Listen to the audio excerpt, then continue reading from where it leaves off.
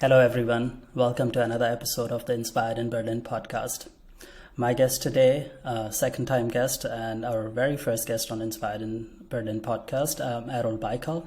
Erol is an entrepreneur and a software engineer, which is great because our topic today is going to be about energizing tech teams and, in particular, software teams. Before I say anything else about that, Erol, welcome to the podcast. Hey, Balaj. Nice to be here again. Absolute pleasure. So before we jump in, I want to put up a bit of a disclaimer. We are going to be talking about energizing tech teams and in particular software tech teams. This is something that we both very much can relate to. I've been working in the software field for the last 10 years or so. Erol, I think about the same. What that does mean, though, is that we'll probably use language that some of our listeners can't quite relate to. So I want to assure you that we will try as much as possible to explain things in plain terms when we talk about very specific technology things. And when we talk about energizing software tech teams and software engineers, I want to remind myself that engineers are people too. And the specific practices that we talk about, perhaps the principles behind them will still apply to anything else. So I hope that for the non-tech listeners out there, this episode will still be as valuable as for the software engineers in the room. So Erol, let's start with the simple question. When we say energizing tech teams, could we name a few things that give you energy as a software engineer and perhaps a few that take energy away from you?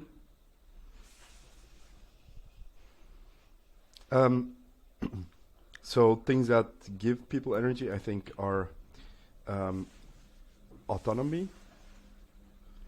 I'll just say for me, that's maybe it's different for other people. Autonomy and appreciation, which sort of goes in hand in hand. Like appreciate the fact that you have somebody who you hire to do a job, and you appreciate their expertise. Therefore, you give them autonomy to do the thing. And I also like to be informed of the destination or the vision. So if you don't know what it is you're exactly working on, it sort of becomes boring to work on. And then detractors, I think, micromanagement.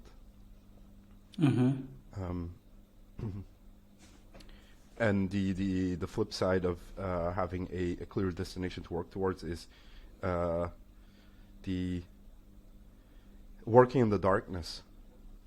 And maybe also an extension of micromanagement is also trying to organize things top down. Okay. Which fits in with autonomy as well. Do you want to explain a bit about working in darkness? What do you mean by that? An example I frequently use is, let's say you ask me to build a metal door, like a bulkhead, I think is the correct term in shipping terms. So you could be asking me to imagine I'm a welder and saying, Erol, I need you to weld this piece at this size and it needs to fit in this thing and these are the specifications. I've got enough information to what I need to do, but if you tell me, hey, we're actually working on a ship that's supposed to, it's an ocean-faring vessel. Its purpose is, maybe commercial, maybe military. Maybe it's going to go to the Arctic. If I know what I'm building, I might actually have some input on the way we build the doors, or I'm say, oh, you gave me this specification, but this is different. On top of that, it's just fun to know what you're working on. So this is a similar example to this is, you have somebody who's just stacking bricks versus I'm building a wall versus I'm building what was the example? A cathedral. So all three people are doing the same thing, but they are one of them knows what he's building towards. The other is just I'm putting the bricks one after the other. Yeah. So I want to highlight a bit of this to as a reminder to ourselves as well as to our listeners. Software tech teams, like any other team, they are built with a number of individuals, each with potential expertise in certain areas. They're not uniform teams, and they are also assembled to reach a specific purpose. So if we think about a company that is building websites, these days, due to COVID, a lot of businesses had to go online. So even if you didn't have anything to do with tech and you needed to get a website built, you probably needed an expert to do that. So there would be people who are good at building websites. You also have teams that are building the self-driving systems and lane adaptive systems for your fancy car. These would be people with slightly different experience working with embedded systems and kind of little computers that run on chips within your cars to keep you safe. So depending on the goal of the team, you would have experts within that team with different strengths. Now, the cool thing about software engineering teams versus, let's say, a team of people who are building a bridge is that software engineers can rip apart their software and rebuild it at a much faster rate than bridge builders. So there's a certain difference in parameters. When a bridge engineer or somebody who's working on a bridge would say, I would love to know exactly why we are doing this, the first principle of what you're contributing towards absolutely holds, but they may not have as much input towards modifying the structure as a software engineer would. A software engineer could see a lot more than the person mixing the cement on a bridge project. So that's one thing I want to remind ourselves and our listeners of, that in software field, actually the input of an engineer on a team is most of the time a lot more valuable and applicable than perhaps in some very hard physical construction projects, for example.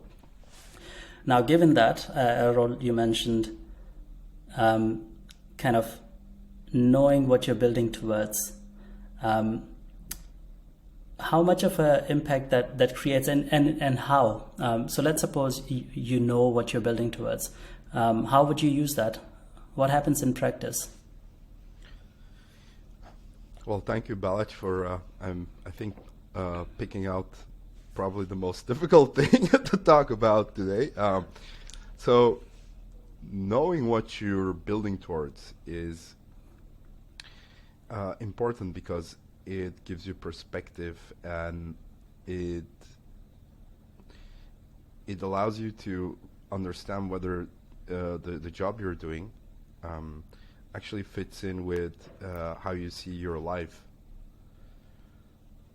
So a lot of us, we spend most of our waking time and the quality years of our lives and the quality hours of our days in a job, and especially in software and in technology, we're sort of in the luxury position to jump ship easily. Mm-hmm. There's a lot of demand for what we do. But that being said, if you work, for example, at a company that has a vision or a goal towards something that fits in with what you want from life, I think that's already a click. This is something a lot of people talk about. I think it's called alignment of values. Mm-hmm. To give you an example, I don't think I could ever work for a weapons manufacturer. Mm-hmm. I don't think so. Like, I'm not gonna speak in absolute terms here. Or in an industry where you might have, I feel no affinity to this, or it's just boring to me. That's one Mm-hmm. aspect of it. But secondly, more from a more practical perspective, the idea of not being able to lift your head and look around you and not being able to see what this group of people are all about, I think it creates silos and disconnection. Mm-hmm. So you could be isolated within the crowd. I don't think if you isolate individuals or teams within the organization to the point that they know only what they're working on and not how it fits into the big picture, I don't think that's beneficial to the quality of what they're outputting, but also they don't understand what they're contributing towards. Whereas knowing what the whole organization is doing and knowing your place in it is capable of adding more energy to what you do. So even if you might think, man, this piece of thing I'm working on right now, I really don't like it. So the specific thing I'm working on right now. But when I think about the big picture, oh yeah, but it's going to contribute to something nicer in the end. So you can get energy out of that. Yeah. Well, so I think we went straight to the top of Maslow's hierarchy of needs. So a sense of contribution makes a big difference. Is this what we, in common terms or in our business buzzword lingo, call business orientation? And making sure that every last person in the company knows what the business is about? If that is what business orientation means, because you'll need to explain it a bit for me, but it seems pretty self-explanatory. Yeah, sure. But not only in terms of business, but also maybe in terms of technology and vision. Although those probably just fit in under the business umbrella. Interesting. What about customer focus? Because I think that is the closely related cousin of this. Whatever we build is built to be used by somebody, right? How much role does that play? So I'm making this up. Let's say you were working with me on Epic, which is my other startup, and I made very clear what the business is about. It's about building a collaboration software for tech teams, because of certain problems we see in the industry, and we think we can solve them by providing a certain experience. Is that enough, or would you also like to be connected with the customers and getting feedback from them or seeing how they're using the product? How much role would that play?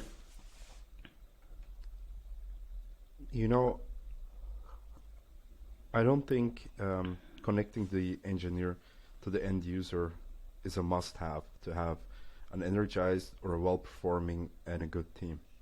But I can tell you this, one of the, I've worked in the food industry, both as an employee and as an entrepreneur. And if you, the instant feedback you get from your end user, if you will, it's completely different than, for example, working on a piece of software where even when you have a tight feedback loop with your end user, knowing that people enjoy what you worked on is extremely gratifying. It's also one of the big bonuses of working in food is when people come for seconds, or it's like, oh, this is really good, or what's the recipe, things like that. They energize you because it feeds into the appreciation part. But there are meaningful ways to interface between the end user and the engineer in such a way that this communication happens without having the direct link. So the direct link doesn't need to be there. And also, another thing we're having, let's stick to the food example. If your customers keep complaining about, let's give an example, like your fries are too soggy, and you can fix this, that's a different problem that's seeking for a solution than, let's say, where you're asked from higher up, if you will, to solve a problem, where you might say, yeah, but why is somebody asking for this? And I know I'm mixing up analogies too much, but let's bring it back to software then. Most software people that I know, and this probably goes for most tech people, they they like to solve problems, but I think they also don't like to waste their times on solving fictitious problems. So Yeah. having the feedback from a customer basically tells this group of people, here's a real problem for real people. It's not a paper problem. It's not a problem on paper with numbers. Here are people literally complaining about this, and you can make their lives better. Yeah. And I'll just talk about myself, but I think I'm not wrong when I say this goes for a lot of people in software and tech, as being problem solvers. You like to solve problems for other people. And therefore, having the insight into, I made somebody's lives better,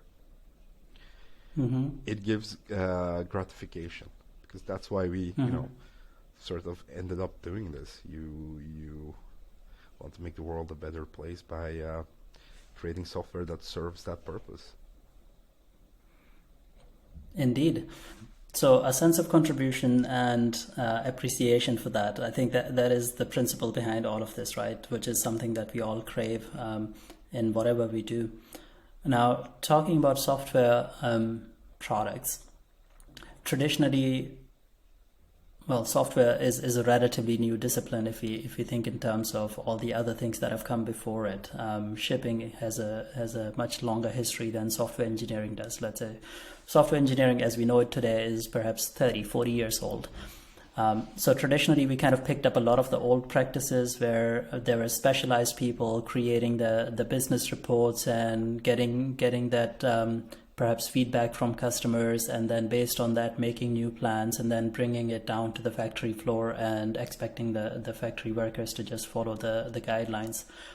Now with software, and increasingly so, it has become a lot easier to actually connect the two, to provide the business context that you mentioned, what we are contributing towards, and then also how people are actually reacting to what you have produced, and where might problems be.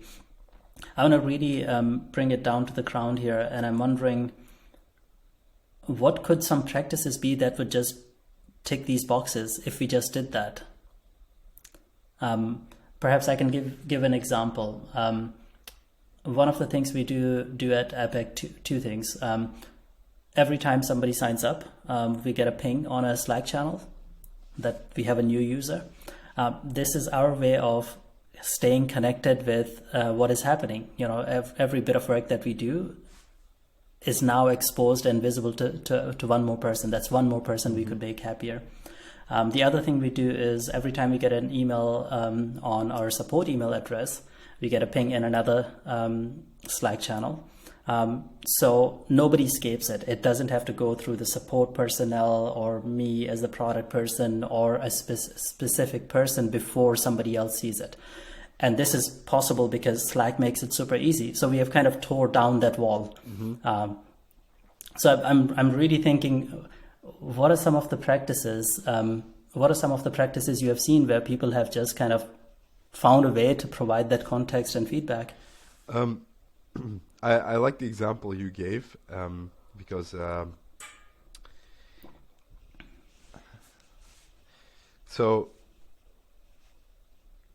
the positive thing about it is what you just talked about, confronting the organization or the people within the organization with the direct feedback through all sorts of technology. You said Slack. It could just be a group email, etc. But at the end, what it does is it's the waiter coming back to the kitchen and telling the chefs the customer liked it, customer didn't like it, and in that scenario, your two types of input, positive and negative. The positive energize you and yeah, we did a good job.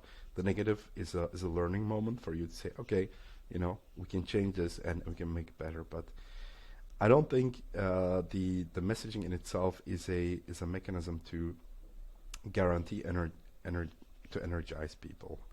So what if you keep getting negative feedback, but it's not changing because the right action isn't being taken. The solution is, you can't find the solution. The the capacity isn't there to solve that problem, then suddenly that thing that could become energizing actually becomes almost vampiric, in that it will become, you know, disheartening, to the point that either people first will feel terrible about it, and then they'll stop caring about it, and then it'll be, you know, just another one of those. So I don't think exposing engineers or cooks or chefs or, you know, whatever, to the feedback is a guaranteed way, because if you don't turn the feedback you get into actionable things, especially the negative feedback, it's going to work the other way around. People are going to stop caring.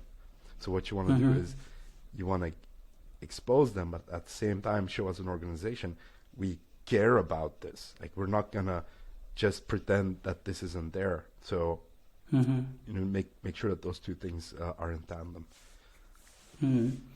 So that's a amazing point you mentioned. So getting feedback without the ability to act on it, it will just be it'll just be depressing. You're like, oh yeah, we know that doesn't. Oh yeah, that you know. But it makes total sense. There's a lot of talk around empowering people, right? This is what we are talking about. Everybody these days talks about empowering people. My view on this is that people already have the power. You just have to get out of their way. How do you see that? So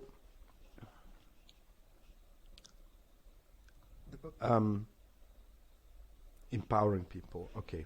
Energizing, empowering. So I think I want some clarity on the definition here. So I want to come back to the main question is, you know, what does it actually mean to energize a team? And why do you need or want to energize a team? About I'm just, you know, before I go back to the question of how we empower people, would you mind to explain a little bit more for me? Absolutely. So for me, I'm basically going to paraphrase what you said earlier. Imagine two people doing the same task, but with a different energy. Let's say one feels very unhappy. I'm making up this example, but let's say they have been doing this job for the last 5 years and they have been promised a raise every single year, and every single year they don't get it. In fact, this morning they got the news that the company is in trouble, so everybody's going to have to take a pay cut. Now they're doing the same job. The other person, on the other hand, is perhaps, let's assume, new to the job, or was very good at negotiation, got a good pay for their work, and it is exactly the industry that they want to work in. So the energy between these two people will be very different. One will be really unhappy, the other one would be enjoying this work. The result of this, in my experience, is that people who are energized and happier when they are doing a particular task tend to also be more productive. They get more done, which is like almost one-to-one benefit to the business. They are a joy to work with, so their energy spills over to other people. They don't bring other people down, so other people are more productive. They seem to be more creative because they're not held back by this monster that our person A in this picture is held by. And on top of that, they reduce waste because they're more energy, you know, more actively involved what they're doing, that they might say, oh, we don't want to do this, or we shouldn't do this. So you got that, like somebody who's lost the empathy towards their work because they become de-energized. They'll say, I don't care, I just doing my tickets. And if that ticket says something, they stop caring, right? So that's another bonus of that. Yeah.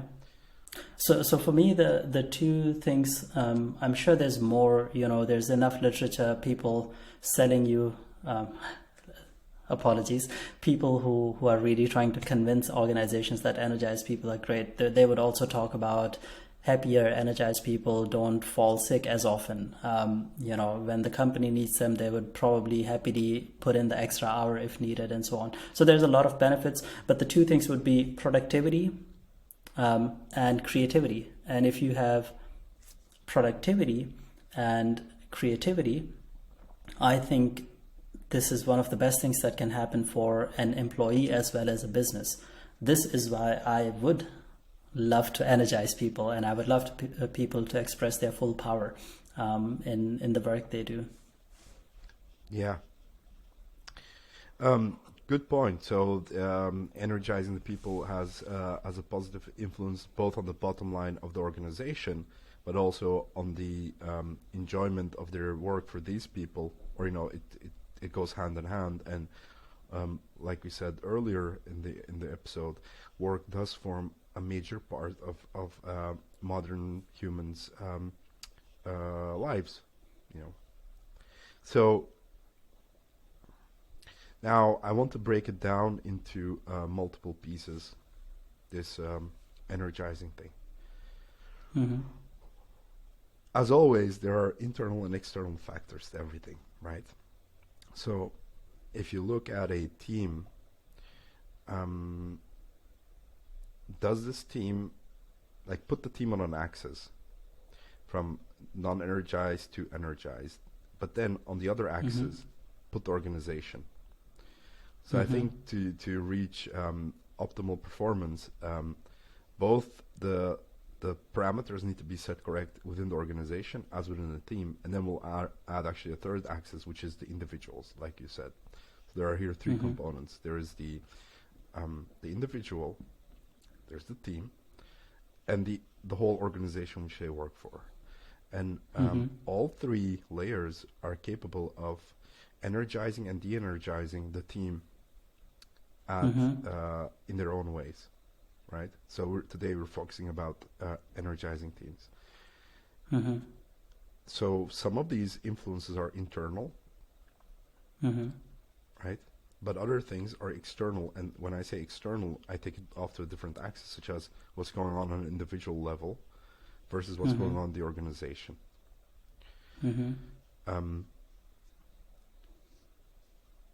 Let's talk maybe about what are some influences that come up from the outside world, from the other axes, versus what can arise from inside. That's both positive and negative. And I'll tell you the example of I'll take individuals. Not everybody is energizable. Some people are just miserable people, and I feel very sorry for them. But if you're just going to keep miserable around the team, maybe you should consider being miserable in another company. So that the amount of energy you spend on getting this person not to be cynical or opposed to, or bringing down the mood for everybody. I'm sensitive to this, in that I really believe that particular individuals can really boost or detract from the level of energy in the whole team. And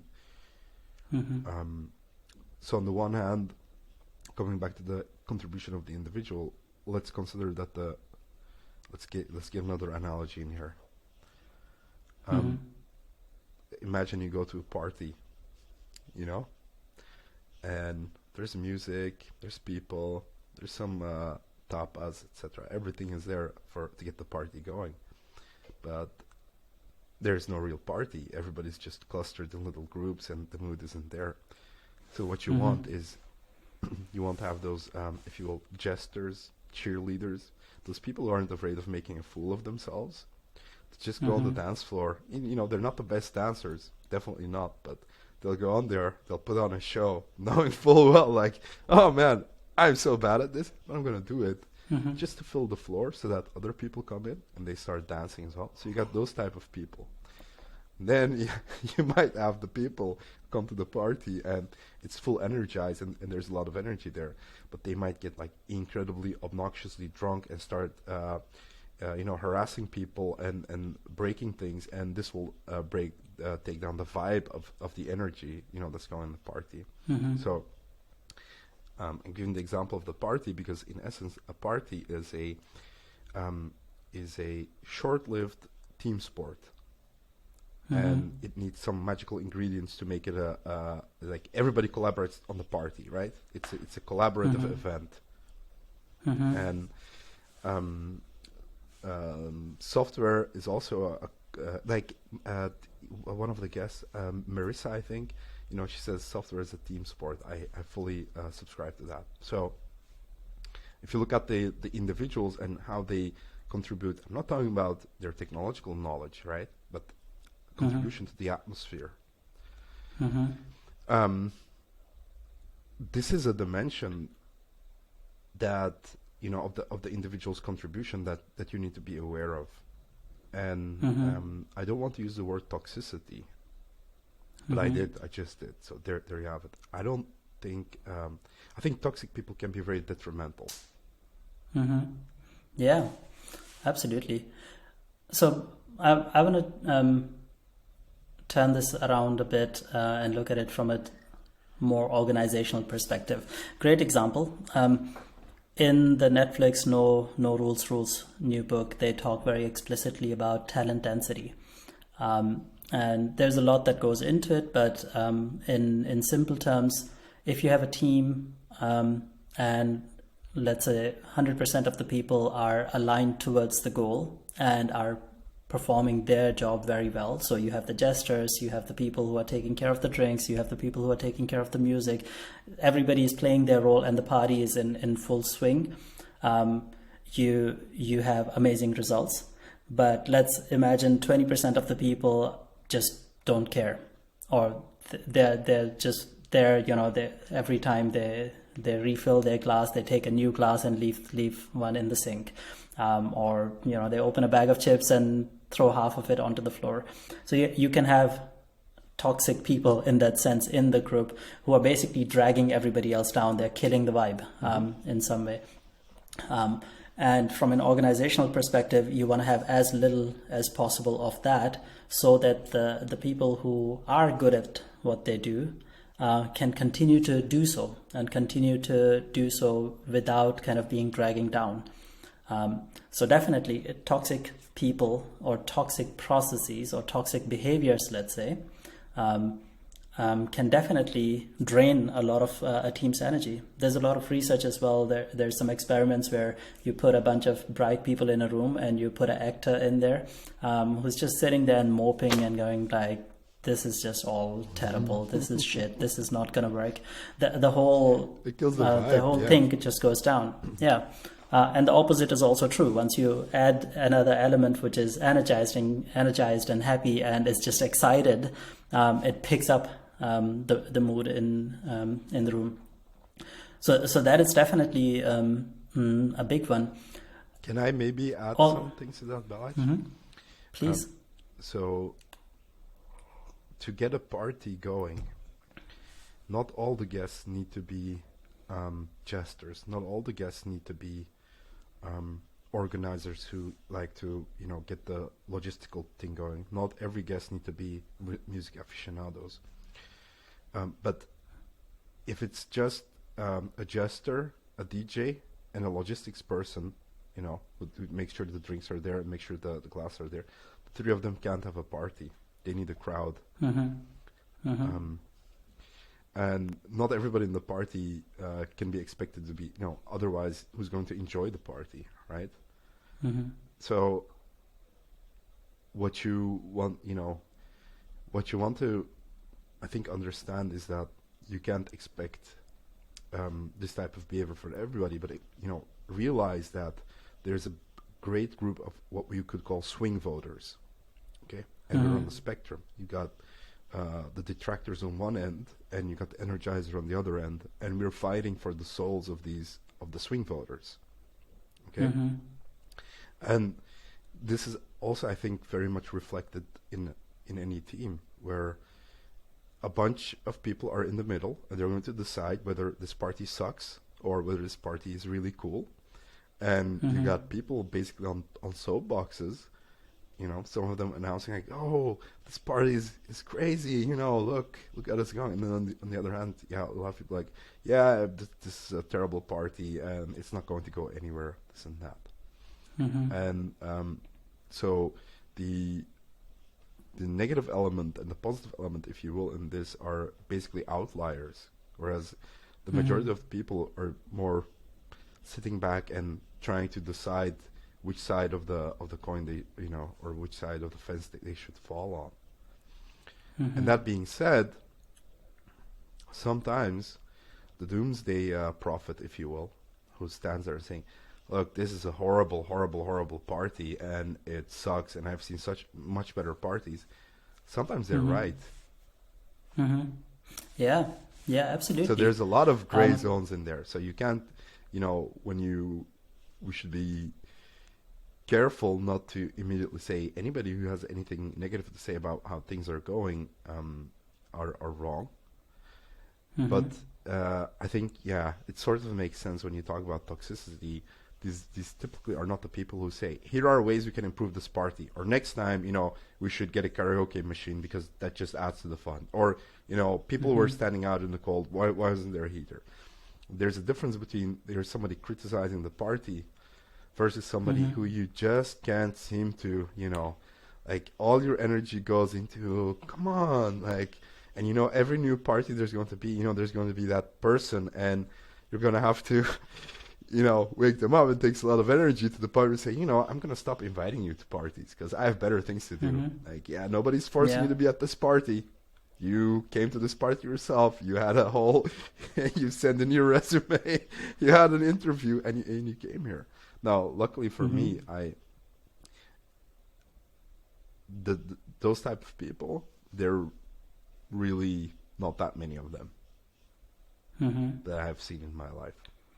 But they are extremely capable of, one of them is very capable of, it goes viral, the mood, like you gave the example with the actors. And if that takes place, you build a lot of momentum towards a certain direction. So the more you let that toxicity reside, like even one bad actor, if you will, or one rotten apple can spoil a lot of people, then dragging these people back becomes orders of magnitude more difficult, if that makes sense.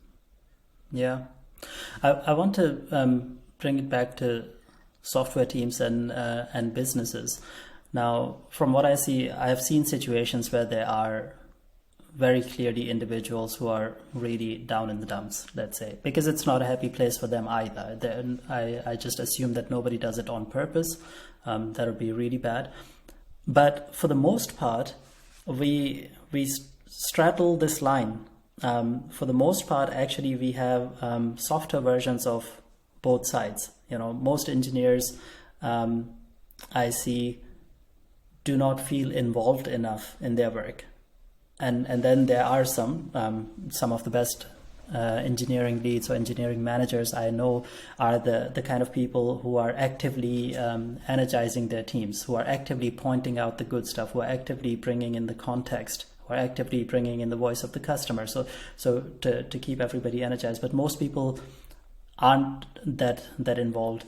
Now, I also don't see, I've never seen in a job description where somebody says your job as an engineering lead is to make sure that, or to do your best to involve your team. Because another word for energizing seems to be involved. If you're involved, you're doing this. But look, this is to me, it boils down to what is the job of a senior engineer. The job of a senior engineer is less about technology, in my opinion, than more about the team. So, what is the job of a soccer player? Is it to score goals? No, it's to be part of that team and also contribute to the energy of that team, right? So maybe it should be there, like it should be one of your, one of the things people actually measure and say what will be the atmospheric contribution of having this like is this like an optimist, but like a realistic optimist, or is this like a Debbie Downer who is going to bring down the mood for everybody and actually have real world impact? Like we're talking about this lightly, but this type of thing I think really has impact on the bottom line of companies. So once you become part of a team and you have attained seniority through experience, age, the numbers of years you worked in that industry, etc., you gain a larger voice, and then it's part of your job. I'm 100% convinced of this. To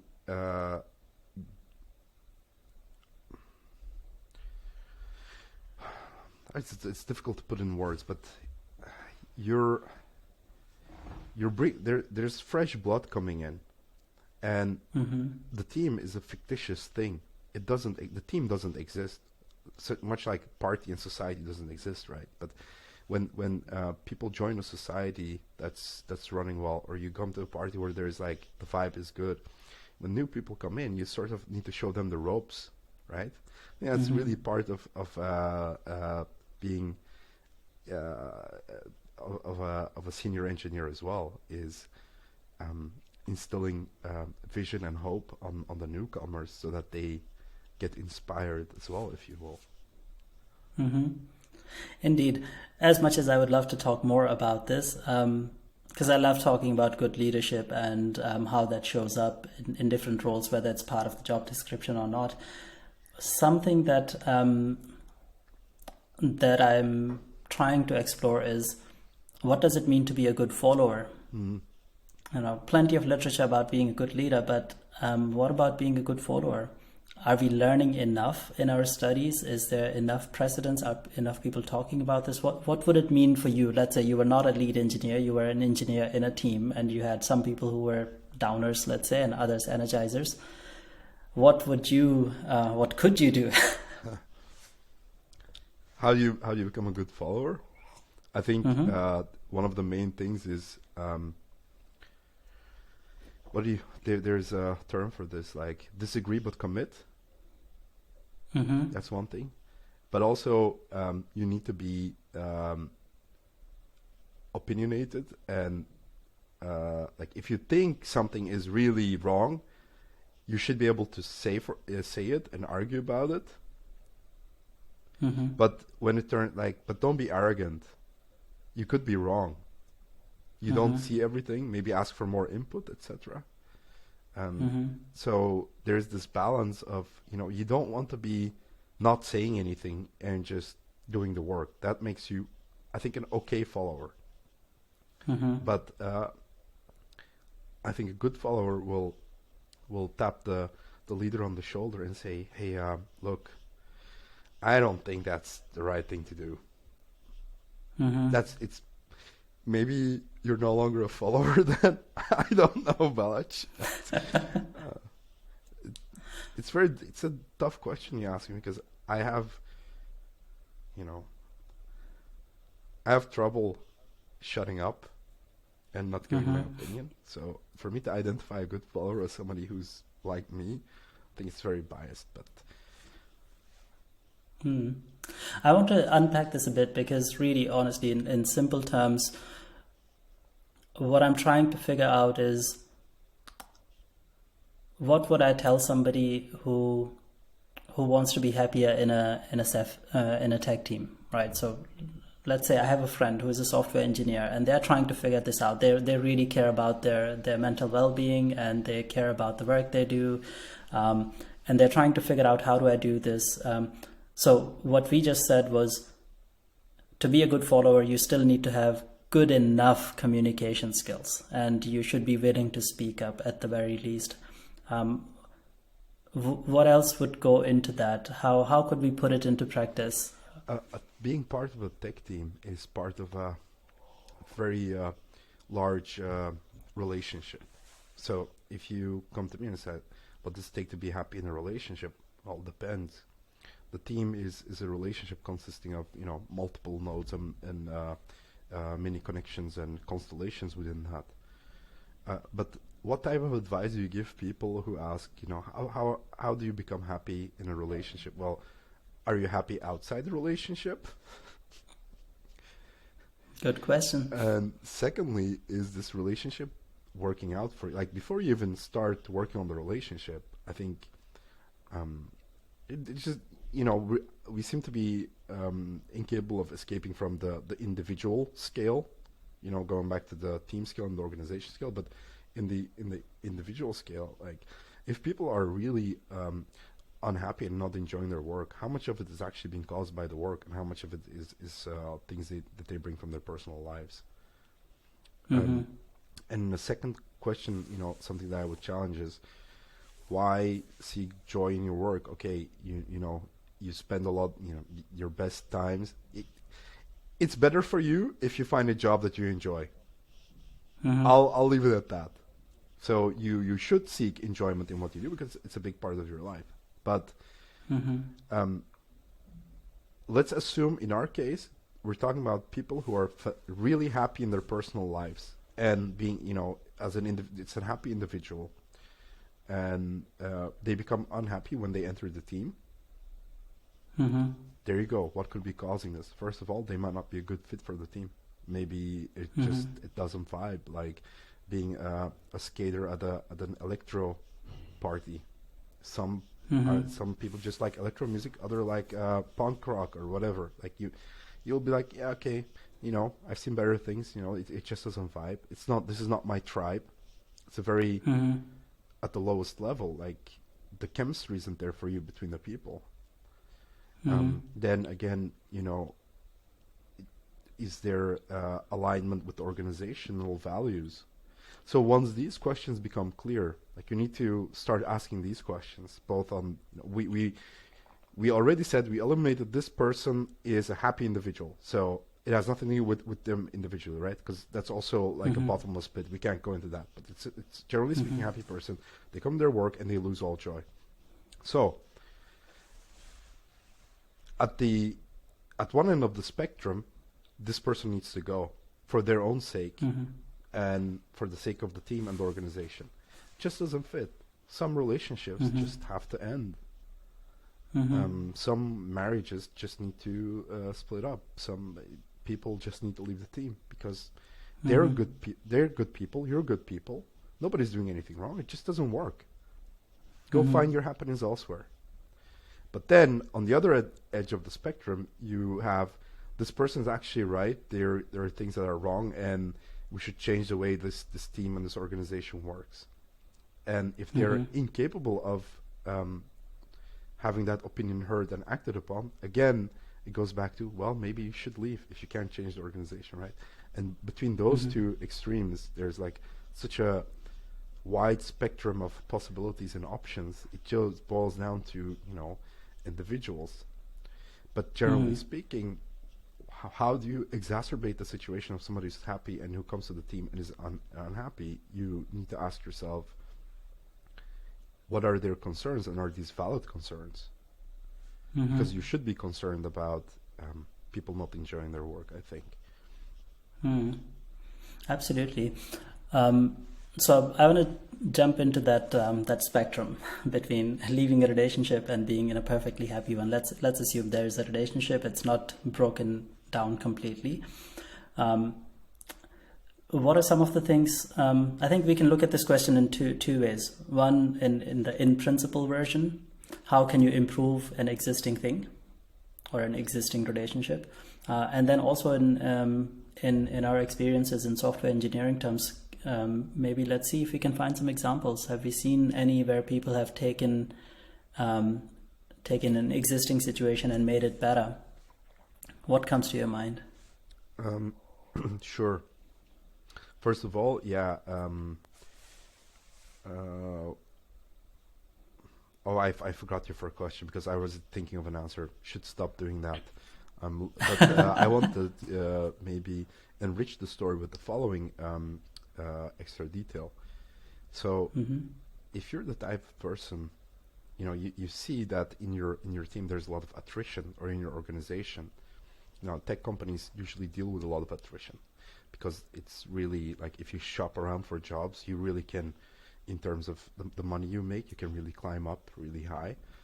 But if you pay competitive salaries, but you still see that people don't last longer than 24 months or 12 months even. You see people joining and leaving constantly.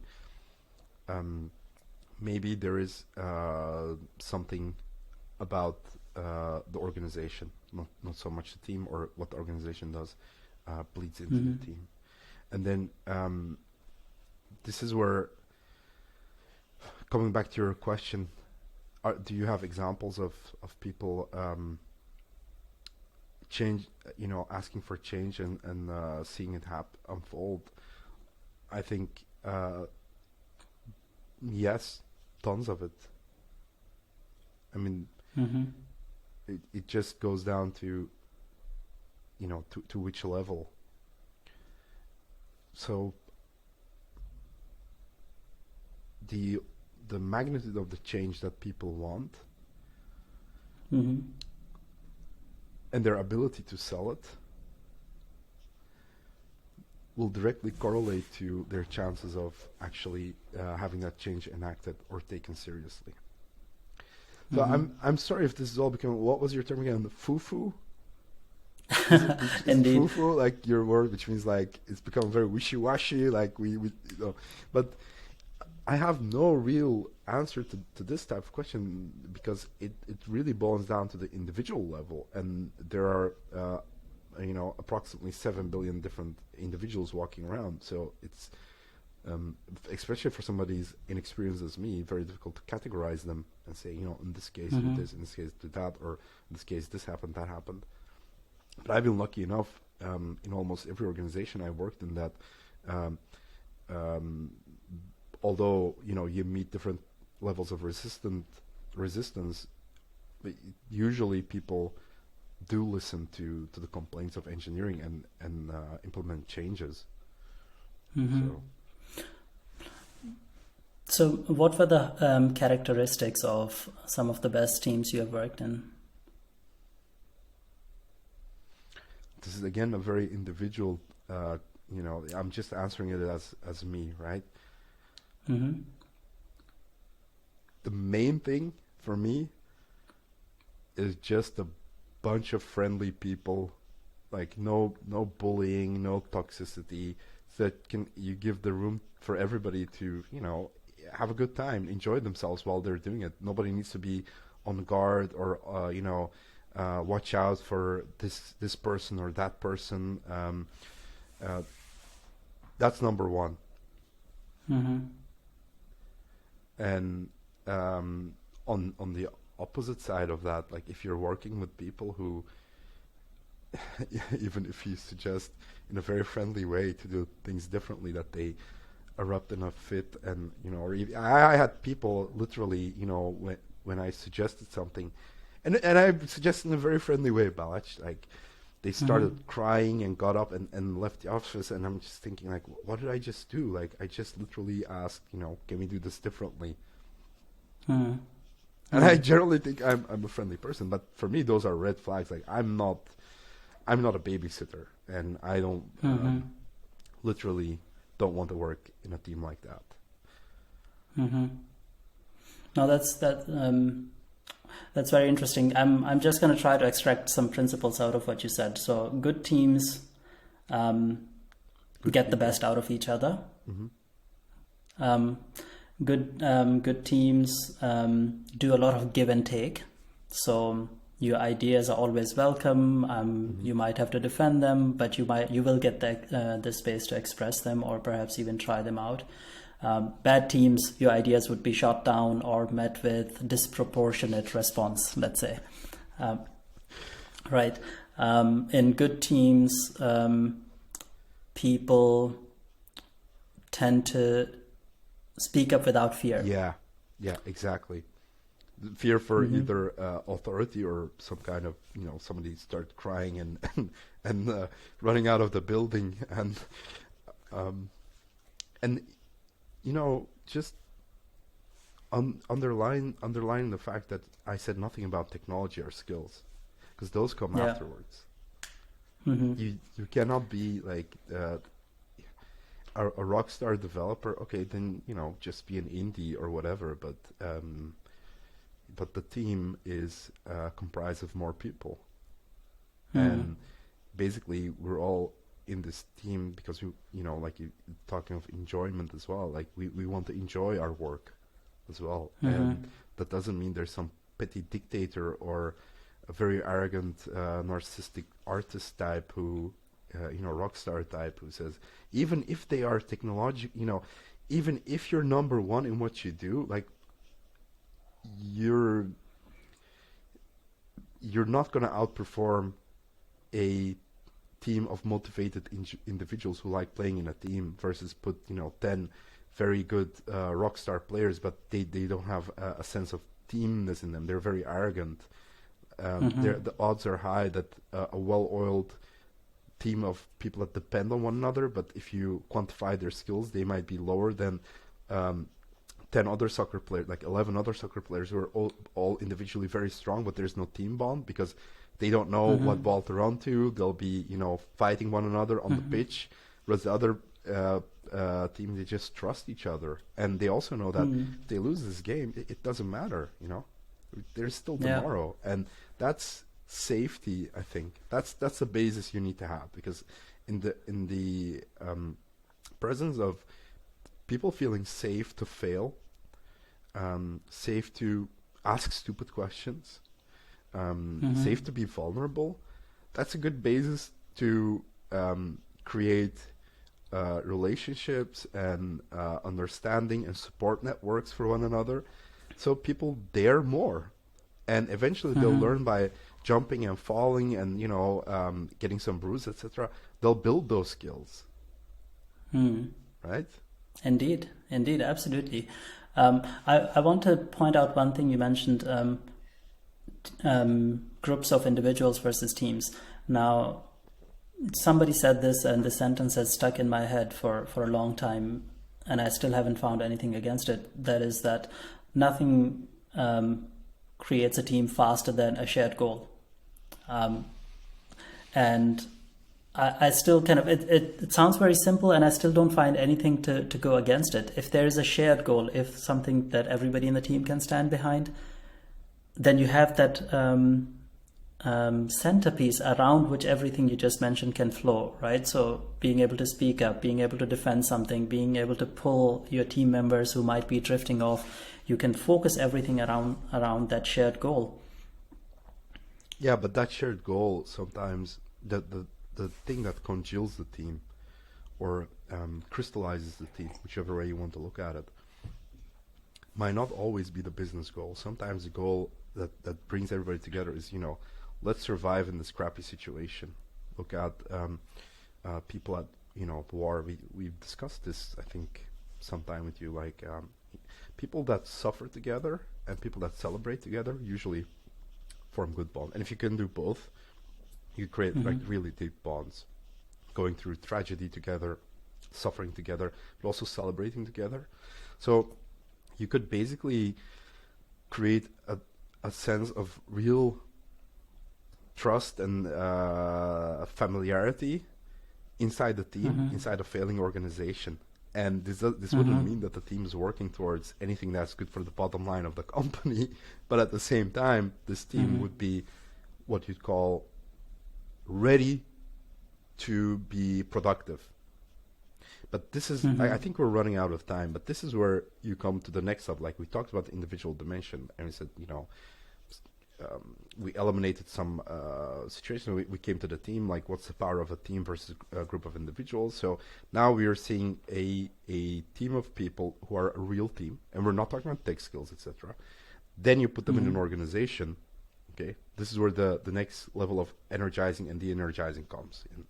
But I'm assuming that's not for today, but Indeed, we're coming up to our hour mark, so I'll let you wrap up today's episode. How would you wrap this up? Well, okay. Energizing individuals and teams is not only important for the quality of life of the individuals that participate in a job, which is an important part of their lives, but it will also help the bottom line of the company, because you'll have passionate and empathetic thinkers in your hand, as opposed to people who just do, what's on the ticket. And that's so valuable that people and companies should actively invest time and money on building this stuff. It's not all about, you don't think that this is meaningless new age hippie stuff. No, this is really hardcore corporate you can really quantify this stuff. And if you care about money, and as a corporate leader you should, then you should care about this stuff as well. Perfect. To be continued, Erol. Thank you so much for today. Okay. Thank you for having me, Balaj. Ciao, everybody. We'll see you soon again. Bye.